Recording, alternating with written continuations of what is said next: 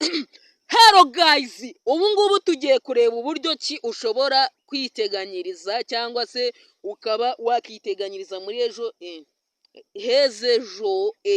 ejo heza kugira ngo umuntu azabashe kwiteza imbere mu buryo bugiye butandukanye. Ubundi mu English baravuga ngo future, igihe kizaza.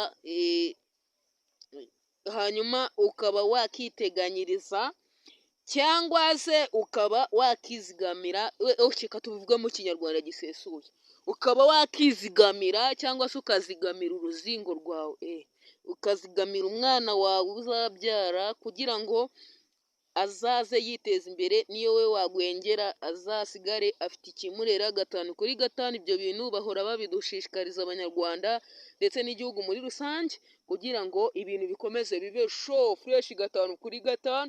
Ndetse mwibuka no gukora sabu kuri Maybe Comedy. Umuntu utari wayikora wayikoze 5 kuri 5 fresh 5 kuri 5. Ndabemera cyane, good. Abantu babikoze free fresh kabisa. Ntabwo watari wabikora nawe yinyari mu isunzu, ntabwo wakinyara mu isunzu, yiminjire magafu, ntabwo Ikinyarwanda yikubita gashyi, Ikinyarwanda rero cy'Abanyarwanda. Oke ayikandeho 5 kuri 5 kugira ngo ibintu bikomeze bibe fresh. Muyikore sub kugira ngo ibintu bikomeze bibe uburyohe. Bityo rero nashaka kubatama akaririmbo. Hari indirimbo za Maybe Comedy muzishashinge kuri YouTube zeraye muzikore sub. Indirimbo za Maybe Comedy gutyo ni Kinyarwanda, ubundi uhite ubona vibe.